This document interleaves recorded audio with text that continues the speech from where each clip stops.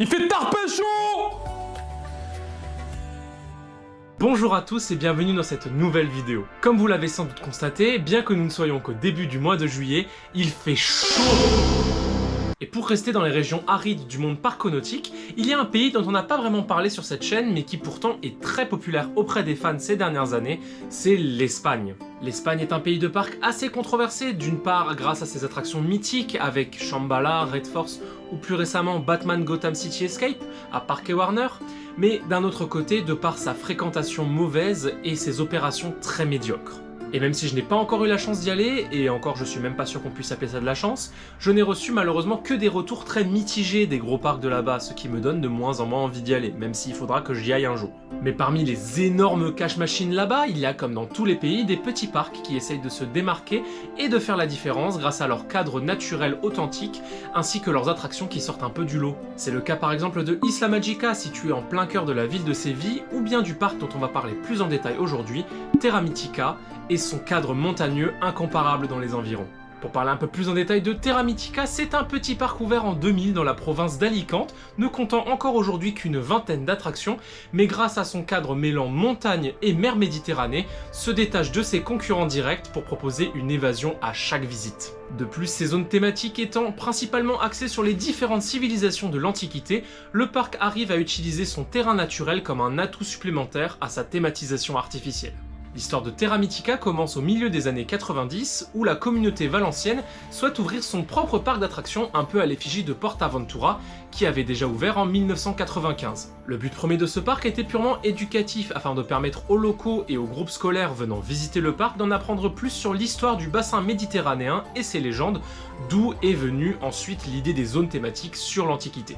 En suivant cette réflexion, des grands moyens sont mis en place pour réaliser les différents décors et les zones thématiques afin d'immerger au plus possible les visiteurs dans les périodes historiques visées. Et pour accompagner ces magnifiques zones, il fallait des attractions à la hauteur, comme Magnus Colossus, le wooden coaster qui domine l'intégralité du parc, ou bien un modèle de 4D coaster de chez Intamin nommé Inferno. Mais les coasters ça ne fait pas tout car d'autres attractions très ambitieuses étaient prévues pour l'ouverture du parc le 27 juillet 2000. Comme par exemple El Labirinto del Minotauro, ou en français le labyrinthe du Minotaure, un dark ride interactif signé Sally Dark Rides, avec également des parcours différents, un peu à l'instar de Challenge of Toutankhamon à Walibi Belgium.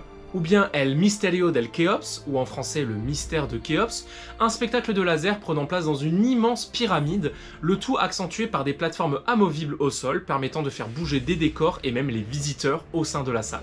Mais l'attraction la plus ambitieuse de ce projet d'ouverture était sans doute El Rescate de Ulises, ou en français le sauvetage d'Ulysse. C'est un semi-dark ride en bateau retraçant le voyage d'Ulysse raconté dans le fameux ouvrage L'Odyssée d'Homère, écrit au 8e siècle avant notre ère. Cette attraction avait une idée claire, concurrencer les grands dark rides déjà présents en Europe, avec des nouvelles technologies et des innovations jamais vues encore.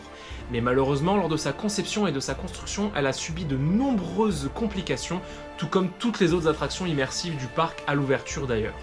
L'Escate de Ulises a vécu des hauts et des bas comme rarement vu dans le monde des parcs encore aujourd'hui, et c'est pour cette raison que je voulais vous en parler aujourd'hui, car cette histoire m'a vraiment captivé. Plongeons-nous donc dans l'histoire tumultueuse de l'une des attractions les plus mystérieuses d'Europe, l'Escate de Ulises.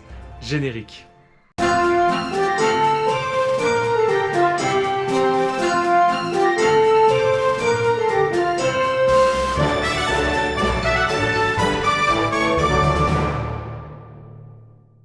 Avant de nous pencher sur le développement même de l'attraction, revenons un peu sur sa thématique. Alors je sais qu'au moment où sort cette vidéo, le film de Christopher Nolan qui traite du sujet sort au cinéma quelques semaines après, mais je vous promets que c'est un pur hasard. Après je suis persuadé que le film est très bien, mais si vous voulez connaître un peu plus en détail l'histoire de l'attraction dont on va parler aujourd'hui, allez lire le livre ou allez voir le film et revenez voir cette vidéo après, pas de soucis, comme ça vous aurez tous les détails. Mais pour celles et ceux qui veulent un bref résumé de l'Odyssée d'Homère, eh bien le voici. L'ouvrage est la suite de l'Iliade racontant la guerre de Troie par le point de vue d'Ulysse, roi du royaume d'Ithaque. Dans l'Odyssée, cela fait plus de 10 ans que la guerre est terminée, mais Ulysse fait toujours partie des derniers survivants à ne pas être rentré à son royaume, car prisonnier de la nymphe Calypso. Pendant ce temps, à Ithaque, sa femme Pénélope se voit imposer la tâche d'épouser un nouveau mari, sous la pression de tous les prétendants souhaitant devenir roi. Pour sauver le royaume d'Ithaque, Zeus va faire libérer Ulysse de l'île sur laquelle il était prisonnier depuis tout ce temps. Mais à cause de certains tours de Poséidon, il viendra s'échouer au royaume des Phéaciens où il sera accueilli par le roi Alcinous. Pour lui demander de l'aider à retourner à Ithaque, il va alors raconter au roi toutes ses péripéties lors de son voyage retour, comme sa mésaventure avec le Cyclope, l'ensorcellement par le chant des sirènes et bien d'autres créatures qu'il a rencontrées avec son équipage. Le roi accepte de raccompagner Ulysse jusqu'à Ithaque où il sera transformé en mendiant pour qu'il puisse concourir aux côtés des autres prétendants afin de regagner le cœur de sa femme, de son fils et également le trône de son royaume lors d'une épreuve de tir à l'arc qu'il remportera. À la fin, Ulysse regagne donc son trône, le cœur de sa femme Pénélope et de son fils Télémaque. Voilà pour le livre. Je sais que c'était pas des plus clairs, mais j'ai essayé de faire mon mieux et de faire au plus bref. Le livre est vraiment passionnant et même si j'ai pu lire que l'édition de poche quand j'étais au collège, l'histoire est vraiment passionnante. Alors si vous êtes intéressé par la mythologie grecque ou par l'histoire de l'Odyssée en général et que vous voulez avoir des détails supplémentaires sur l'attraction dont on va parler aujourd'hui, je vous recommande chaudement le livre et sans doute le film qui doit être très bien. Mais revenons désormais à notre sujet principal, l'attraction de Terra Mythica. Son histoire à elle commence d'une manière plutôt difficile car devant ouvrir initialement le même jour que le parc le 27 juillet 2000, son inauguration sera décalée à la saison suivante suite à un incendie survenu durant la construction de l'attraction. Finalement, l'attraction ouvre en mai 2001 avec la promesse d'être l'une des attractions les plus ambitieuses des parcs européens en ce début de millénaire. Elle se présente sous la forme d'un boat ride construit par l'entreprise Hafema, la même qui s'est chargée de la conception de River Quest à Fantasyland ou même de la plupart des attractions de type rafting qu'on croise en Europe encore aujourd'hui, comme Django River à Toverland ou El Rio à Bobbejaanland Land pour ne citer que. La thématisation a été réalisée par des designers et architectes espagnols, et pour donner vie à l'intégralité des décors et des systèmes de l'attraction, c'est l'entreprise Showtronics qui s'est occupée de la réalisation des plus de 50 animatroniques présents sur tout le long du parcours. Et pour pousser l'expérience encore plus loin, déjà à l'époque, El Rescate de Ulises était équipé d'un pré-show ainsi que d'un acteur par bateau, jouant le fils d'Ulysse, Télémaque, pour raconter l'histoire de l'Odyssée et de rendre plus vivantes les différentes scènes dans lesquelles le bateau s'arrêtait. Cet acteur avait même la possibilité de choisir l'un ou l'autre chemin à un certain moment de l'attraction en fonction de s'il estimait que les visiteurs avaient succombé au chant de la sirène ou non. Et parmi ces scènes à chemin multiples, justement, il y en a une qui n'a malheureusement jamais fonctionné de toute l'histoire de l'attraction. Après une section en extérieur où les visiteurs faisaient face au dieu Éole et à différentes sirènes, l'acteur pouvait choisir d'aller à droite, dans une cave avec des écrans géants et des décors animés pour continuer l'histoire, ou bien à gauche dans une scène représentant les enfers. A l'origine, les designers avaient prévu que la scène des enfers soit un moment marquant de l'attraction, avec une plateforme soulevant le bateau à plus de 6 mètres de hauteur, le faisant glisser le long d'une longue pente pour rejoindre le chemin classique plus loin. La scène était gigantesque avec une main de squelette représentant la plateforme soulevant le bateau ainsi qu'une cage thoracique prenant l'intégralité de la taille de la salle sur toute la descente, mais malheureusement lors des tests de l'attraction, cette scène et la plateforme n'ont jamais vraiment fonctionné, ainsi le parc a très vite pris la décision de condamner ce chemin en mettant une paroi confondue dans le reste des décors de la salle pour ne permettre au bateau que de prendre le chemin de droite déjà dès l'ouverture. Mais malheureusement, c'est loin d'être le seul problème que va rencontrer cette attraction. Après seulement quelques années d'opération, les rouleaux censés faire remonter les bateaux jusqu'à la gare, à la fin de l'attraction, n'étaient plus assez puissants pour supporter la masse des bateaux et des visiteurs. Ainsi, les bateaux restaient bloqués à la fin de l'attraction sans moyen de pouvoir remonter. C'est pourquoi le parc a dû très vite engager 2 techniciens de l'attraction à temps plein, seulement pour pouvoir pousser les bateaux de la fin jusqu'à la gare, ce qui, en termes de normes de sécurité, est complètement impensable aujourd'hui. Avec les problèmes de plateforme, les rouleaux qui cassent, ainsi que les animatroniques qui commencent à se dégrader très vite, en plus du salaire des acteurs de l'attraction qui se divisaient en 2 groupes pour 9 bateaux, 9 le matin, 9 l'après-midi, donc 18 acteurs au total, le parc a décidé de complètement revoir la conception de l'attraction et le ride system en remplaçant les bateaux par des raftings comme le concevait déjà Hafema à l'époque.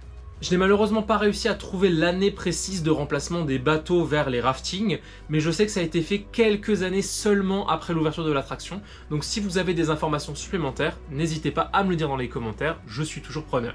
Quoi qu'il en soit, El Rescate de Ulises a bien perdu de sa splendeur déjà après cette réhabilitation majeure. Bien que les décors n'aient pas été modifiés, la narration ainsi que certaines scènes d'arrêt montrant des actions dans l'attraction n'étant plus présentes, l'attraction paraissait déjà bien plus vide. De plus, les animatroniques qui montraient déjà certains signes de faiblesse les années précédentes n'ont jamais été ni remplacés ni réparés, ce qui fait que certaines figures impressionnantes de l'attraction, comme la tête du dieu Éole ou bien Poséidon à la fin de l'attraction, ne bougeaient plus du tout seulement quelques années après l'ouverture originale de l'attraction. Et les choses ne se sont malheureusement pas améliorées par la suite. En 2013, le groupe propriétaire du parc faisant face à des difficultés financières a décidé de diviser Terra Mythica en deux parcs bien distincts, d'un côté Terra Mythica et de l'autre Iberia Park, dont faisait partie El Rescate de Ulises, mais ce dernier n'était ouvert que 2 mois dans l'année en tant que complément de Terra Mythica lors des fortes saisons. Car au cours de son histoire, ce petit parc espagnol a connu bien des propriétaires. Replongeons-nous en arrière, fin des années 90. À sa conception, la société Terra Mythica Parque Temático de Benidorm est créée, gérée en majeure partie par des élus locaux, et mène à bien la conception, la construction et l'ouverture du parc jusqu'en 2001. Mais justement, en 2001, les propriétaires se rendent compte que gérer un parc avec déjà tant de problèmes dès l'ouverture, en n'ayant presque aucune connaissance préalable du domaine des loisirs, est une tâche insurmontable. C'est pour ça que la même année, le parc sera légué à la société Paramount Park, qui le renommera dans la foulée Terra Mythica A Paramount Park. Puis 3 ans plus tard, en 2004, suite aux résultats bien en deçà de ce que la compagnie attendait, qui n'a accueilli que 2 millions de visiteurs sur les 4 millions attendus cette saison, la Généralité Valencienne décide de rompre son contrat avec Paramount Park et de reprendre la direction du parc. D'ailleurs, petite parenthèse sur Paramount Park, qui a existé de 1992 à 2006 et dont l'actionnaire majoritaire n'était autre que la CBS Corporation, propriétaire de la grande chaîne de télé américaine du même nom. Cette société possédait d'ailleurs de grands noms des parcs nord-américains comme Carowinds, Canada's Wonderland ou encore Kings Island. Désormais, tous ces parcs appartiennent à Cedar Fair, après le rachat de Paramount Park par Cedar Fair en 2006, qui d'ailleurs a elle-même fusionné avec Six Flags en 2024. On peut donc dire que de près ou de loin, Terra Mythica a un moment appartenu à Six Flags, comme le monde est petit. Bref, tout ça pour dire que le parc était déjà dans une très mauvaise posture au moment où El Rescate de Ulises tombait déjà en ruine, avec très peu d'effets fonctionnels et des technologies qui commençaient déjà à être datées. Après plusieurs années de gestion mais sans réelle réussite, le parc est cédé au groupe Santa Maria en 2010, propriétaire de Mundomar et de Aqualandia, des parcs zoologiques et aquatiques dans la même ville que Terra Mythica. C'est donc sous la direction d'un troisième propriétaire différent qu'El Rescate de Ulises est inclus dans un autre parc qui n'est plus que l'ombre de lui-même, car en réalité une ancienne zone de Terra Mythica qui n'est ouverte que 2 mois dans l'année. Au fur et à mesure des années, les effets se dégradent de plus en plus, l'attraction perd son intérêt et les visiteurs la désertent, car Iberia Park perd tout son intérêt divertissant et novateur pour les visiteurs qui découvrent Terra Mythica les années suivantes. C'est ainsi qu'aux horizons de 2019, seule la file d'attente de l'attraction sera utilisée en tant que maison hantée pour Halloween, appelée Troy Burns. À la suite de cet événement d'Halloween la même saison, c'est le 31 octobre 2019 que l'attraction sera déclarée comme officiellement fermée et ne rouvrira malheureusement jamais ses portes par la suite. Depuis, aucun plan de réhabilitation ni de destruction n'a été communiqué de la part du parc, rien que pour faire honneur à cette attraction qui était très ambitieuse mais malheureusement très mal conçue déjà dès le départ. Encore aujourd'hui, seule la file d'attente est utilisée pour Halloween, même déjà encore la saison dernière et est encore prévue pour cette année, mais malheureusement rien de plus n'a été acté et aucune autre ambition n'a été avouée par les directeurs du parc. Après, il faut dire que bien que le parc soit géré par un groupe qui possède d'autres parcs et complexes dans la même ville depuis plus de 16 ans, le parc a d'autres attractions majeures qui sont complètement abandonnées et délabrées encore aujourd'hui. En plus de El Rescate de Ulises, leur wooden coaster Magnus Colossus, servant de figure de proue pour le parc, est fermé définitivement depuis 2015 après de nombreuses plaintes suite à des vibrations trop intenses. Depuis, son parcours se dresse sur le flanc de la montagne voisine, sans vie, sans train et sans visiteurs. Le parc tente tant bien que mal de survivre, surtout qu'en 2022, Terra Mythica et Iberia Park ont à nouveau été liés en un seul et unique parc, mais depuis n'ont jamais vraiment annoncé de plan pour des nouveautés majeures. Et justement, en 2025, pour célébrer leur 25e anniversaire, les nouveautés majeures de cette saison sont un spectacle sur l'assaut de la ville de Troyes, qui m'a l'air plutôt un peu triste, et une aire de jeu pour les enfants dans un coin reculé du parc. bien triste pour un parc qui avait de si grands rêves à l'époque. Et c'est malheureusement déjà la fin de cette vidéo. C'est je crois la première fois que je fais une vidéo histoire de parc qui se termine pas sur une happy end, mais pour être honnête avec vous, j'ai découvert cette attraction il y a que 2 mois de ça. Quelqu'un m'avait envoyé un reel sur Instagram où on voyait 2 personnes faire de l'urbex dans un parc d'attractions avec un dark ride avec de superbes beaux décors, et je me suis dit que j'avais jamais vu ça de ma vie. Puis sur les plans suivants, on voit un autre coaster, le Wooden Coaster à même le flanc de montagne, et j'avais directement reconnu Magnus Colossus à Terra Mythica. Du coup, j'ai fait mes recherches et j'ai découvert une véritable mine d'or sur l'histoire de El Rescate de Ulises et sur le parc en général, ce qui m'a vraiment donné envie de faire cette vidéo et de vous en parler aujourd'hui. La majorité des informations que j'ai citées dans cette vidéo d'ailleurs proviennent du blog et de la chaîne YouTube Perdidos en la Odisea qui raconte l'histoire de l'attraction en détail avec même une interview d'un des acteurs de Télémac à l'époque. C'est ultra intéressant à lire, il y a des images, il y a des illustrations. Vraiment, je vous mets le lien en description comme d'habitude si vous êtes intéressé pour des compléments. Merci encore d'avoir regardé cette vidéo, j'espère qu'elle vous aura plu. Si c'est le cas, n'hésitez pas à mettre un petit pouce bleu et à vous abonner à la chaîne, ça me fait toujours plaisir. Dans tous les cas, on se retrouve, j'espère, bientôt pour une prochaine vidéo.